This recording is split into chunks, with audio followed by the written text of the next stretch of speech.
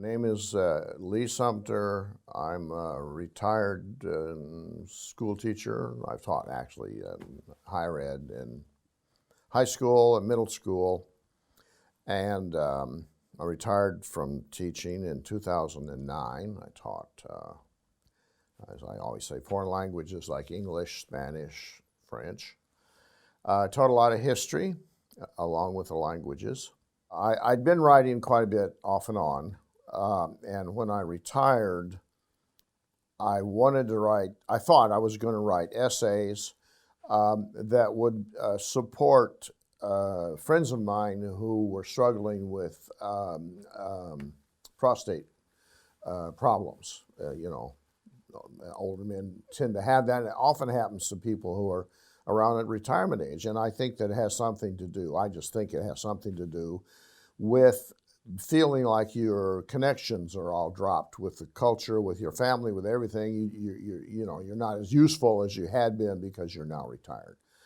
And so I was writing essays to try to explain what I had learned about what we do just to be here, that how we create our body, we create our environment, our rooms, our world, we create all that for ourselves. And I went to a conference just like this one here in Johnson City, Tennessee, which I had been to several times before. It's called the Coptic Conference there. And I just happened to be prompted to have a reading by a friend of mine now, who's a Akashic reader. And she said, well, and I said, I'm writing these essays now that I've retired. And she said, well, you're not actually going to write essays, you're going to write a book. And the book will sell. She said it will be, it will be very well received. And I said, well, and I was going to go fishing. I didn't want to spend my time writing a book. I'm not sure if I can write a whole book, et cetera, et cetera. And well, it turns out she was right. So the essays turned into more and more, and I started getting help writing. I got information. The book is largely channeled. I learned and learned an awful lot from all kinds of different places, and it's been quite an adventure since then. I have a classical education, considerable education. I have all but one chapter of a PhD. I'm what they call ABD, which is Latin for all but dissertation.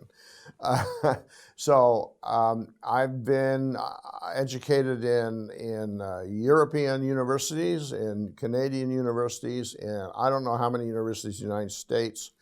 I'm education heavy, really. And then I've taught. I've taught higher ed level.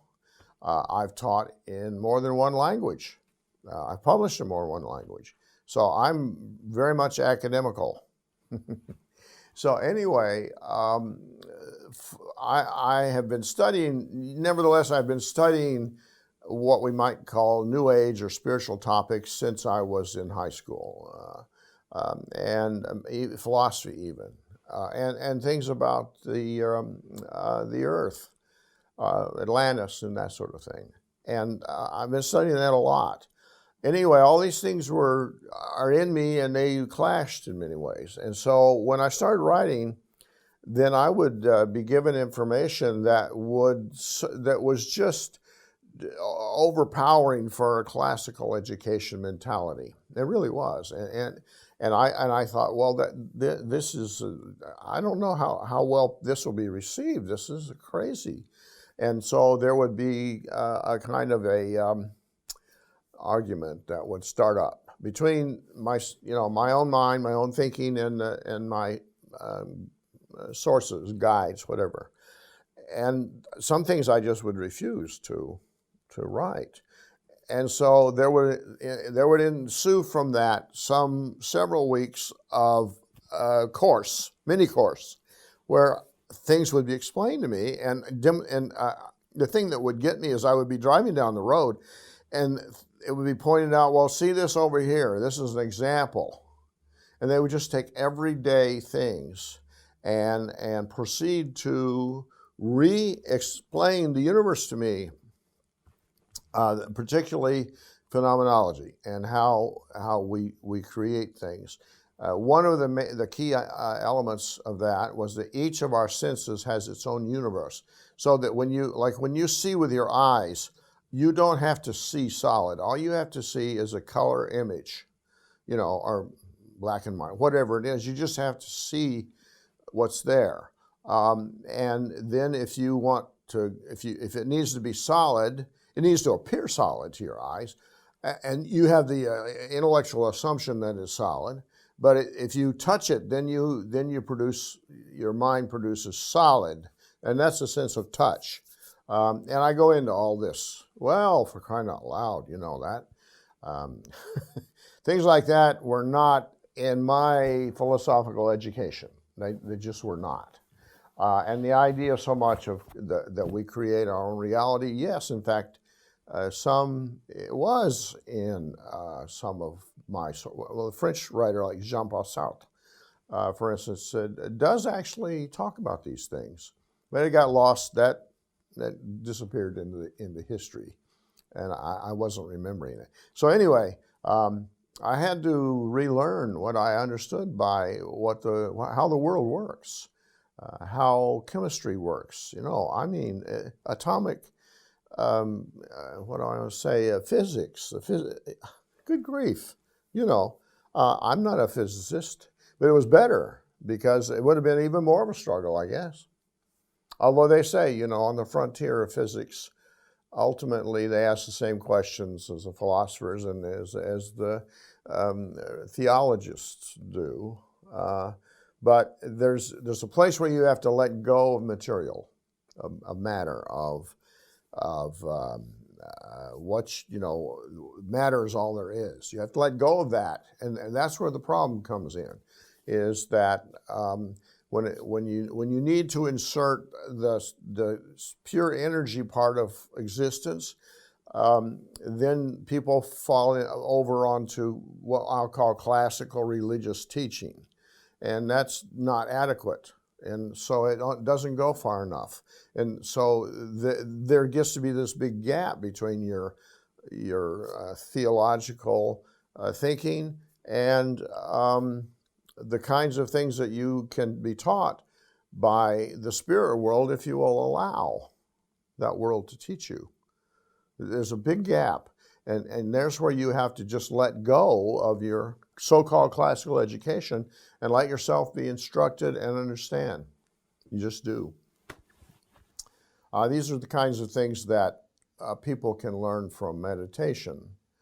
They can also learn from having an open mind. And open is a challenge. It's a discipline. Having an open mind is a discipline, and it takes a while. It takes practice, where you receive information and you just do not judge. You do not judge it. You do not evaluate. You just accept it and wait until there's more information. And then you try to put it together into a system if you want. How did it all come together as a book? That again was very interesting, because I did study and read. I did. I thrashed through all kinds of references and texts and internet studies, reviewed what I had studied before, but I was looking with new eyes, if you want, and with a new mind. And it's hard to explain this, because really now that I've been over this for a little while. But I did indeed use my learning itself. I had this responsibility to explain the spiritual and energy in everyday terms that people can understand, and I have to explain it in terms of classical understanding. Because that's how everybody understands. That's how they think. So you have to be able to take the classical structures, mental structures, intellectual structures, and reshape them And I tried to stay away from all of these. Back in the days of the classical the German phenomenologists, you had the in itself, the for itself, and all of these technical terms that everybody used. I understood, again, from my readings with a reader, a psychic reader, that I was to explain. And actually, there were so many. There were several of these readers. It wasn't just one. And as a consequence, I got the idea that I guess I was going to do this. And then I could. I mean, they wouldn't have come, they wouldn't have come to me and said, this is what you're going to do, if somebody didn't think I could do it. That was important. So I was trying to be the person that would put together modern scientific understanding of things with pretty much a very ancient spiritual understanding of things. And that was my job to do. And it was very difficult to meld these things so that just anybody, just about, that took a mind to could read this and understand it. And it's a very thin book. And I still am, just recently when I've been talking about it, I thought, how on earth did I get all of that in this tiny book? When I was writing the book, I often would think, well, I need to elaborate here. I need to expand this and get into the length and breadth of it. And the information that was coming to me, they would dispute, they would argue, and they say, no, just put down the argument. Put down the points of the argument. People can go read this author, as I had. They can go read this one or that one. There's all kinds of books written on these things to elaborate. Somebody else has already covered that ground. We're not to do that here. And so I find ultimately I ended up with a very dense prose, very dense. And people will say, they say, well, your book really makes me think. It really made me think. And I found, as when I made the presentation here at the conference, again, people were going, well, yeah, that's true. I never thought of that. And yes, right there. It's right there in our everyday reality, but we are not oriented. Our minds are not oriented to see it, but it makes all the difference. Makes all the difference.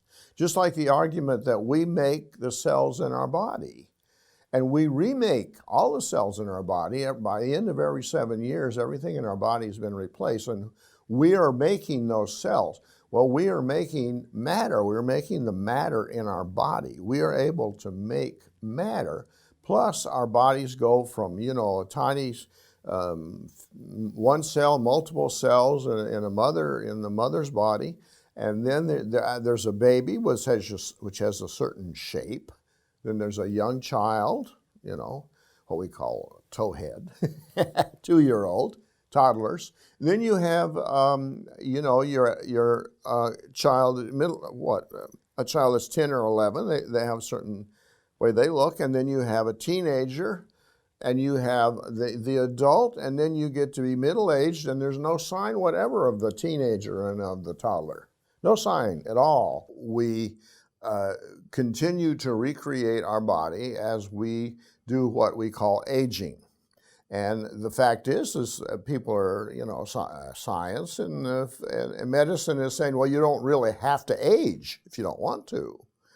And who and what you think you should look like when you're a certain age has to do with people in your family that have come in. They're a little bit ahead of you on the path. And how people look around you. But if you believe that you don't have to age, you don't have to, then you certainly won't. I mean, people think I'm 32 years old, for crying out loud. Well, okay, not that, maybe a little bit older than that. But anyway, in fact, you are creating your body according to your beliefs and according to the standards of the culture. Absolutely. So you are taking energy that's in the earth, that's around in the earth, and you are turning it into matter, and the matter is turned into, is given the appearance of the culture, what the culture expects.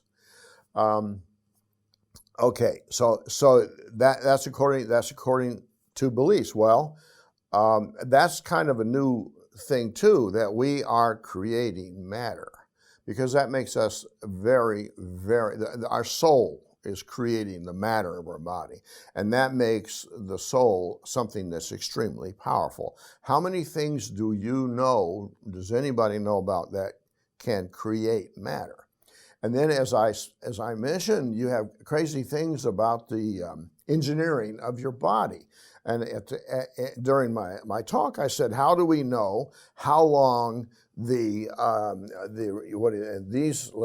two bones are the radius? See, I remember things like this: the radius and the ulna. I think. How do we know how long these bones are from our elbow to our wrist? Where do you start to measure from? If you say, okay, it's so many centimeters, from where? How do we know how long our fingers, why do our fingers not just keep growing, you know? And just like with you, with this nice beard that you have, or with mine, why does a beard on a man's face, why does it stop at a certain point? Why doesn't it just go right up over your eyes and everything? You have to look out through a jungle. You know, there's all kinds of things like this that someone would say, well, it's in the DNA, you know, and we just, it's a formula and we follow that. Well, fine. But nevertheless, our soul is following these patterns. There's some kind of intellect here that's certainly outside of the physiology of the body, of the brain, if you want. It's definitely there. So our soul can create matter in order to make our body, and then the contention becomes, well, why should it stop with just creating our body? Why can't it create what our body experiences in terms of our environment? And once you go with the idea that each sense has its own universe, you can create the Rocky Mountains in front of your eyes if you want to. I mean, you know, you're a photographer, you can understand videoing, filming. When you film well, we don't use film anymore, but when you're making a recording of a mountain, you just need to have an image. You need to have an electronic rendering of a mountain so that it'll appear on its screen, and another person, well, their eyes will see that, or they will create the image as the signal's coming in. This gets kind of complicated, and they will understand that the mountain is there and it's solid. You know, we look at a television screen, and the television screen, the way television works, is a beam is projected at a set of molecules on a screen. You know, there's that backing on the screen, and the beam activates the molecules. Now, I don't think it's as much of a beam as it's going, because it's flat screen, and so, but that's what happens. The molecules of the screen, the pixels, are activated, and an image appears. We're perfectly happy to see a three-dimensional picture on a flat screen TV. So our eyes and our brain can make three-dimensional. And we are perfectly happy to deal with motion, things moving around in this screen.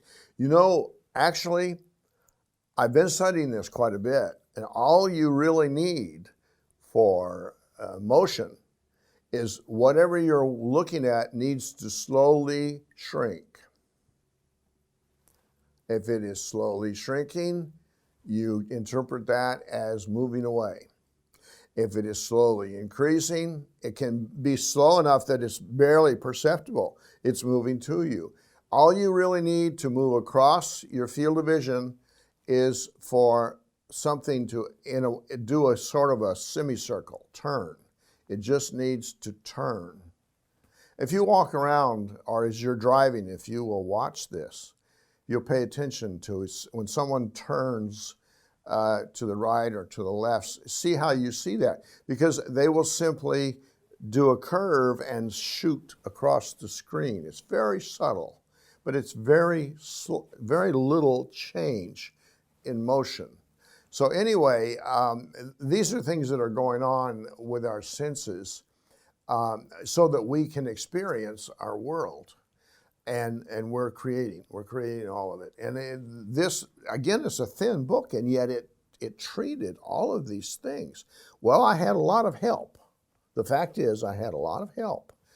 And I found it was extremely difficult to reason, to make sense, and to accept, to take certain premises and begin to build a way of understanding. See, another thing in the book is the idea that we are telepathically in touch with everything going on in the world. And if somebody has created, well, I use the example, if you want, of an airplane. I just came over here in an airplane. My experience of an airplane was of a very, very crowded tube. And I really didn't like to be intubed. I didn't like to be in that tube, but that was the airplane. That's all I had. That was the extent of my experience. I could look out and see what was the wing. I was fortunate enough to be by a window, but as far as how the airplane worked or anything else about the airplane, that was other people's responsibilities when they built it. But nevertheless, I'm able. Now, this was the principle. The drawings of the airplane are out there in the ethers. Once it was thought, once it was intellectually conceived, the energy of that idea went out. And anybody who's going to go fly in that plane can pick up on that. And then they shape and create the plane. And of course, the new airline companies now say, we're going to get as many people as we possibly can in that little tube. And so they design their airplanes so that it's like a sardine can, no offense, but that's the truth. So anyway, we are in touch with all of these designs, drawings. So we are really much, much smarter, much, much more active, much more involved in all of the ideas in the world. You know how they say that most of the inventions, even Darwin's investigations into evolution, there was a guy on the other side of the world in the Philippines, Watson, who was, I think that was his name, who was within a few days of coming to the same conclusions that Darwin came to. And for instance, Morse with his telegraph, this was already being done in England as well, on the other side of the world, so to speak. We're now challenged with the new death experience, which is in the media. It's on the internet. There's books been written about it. There's even some people have made movies.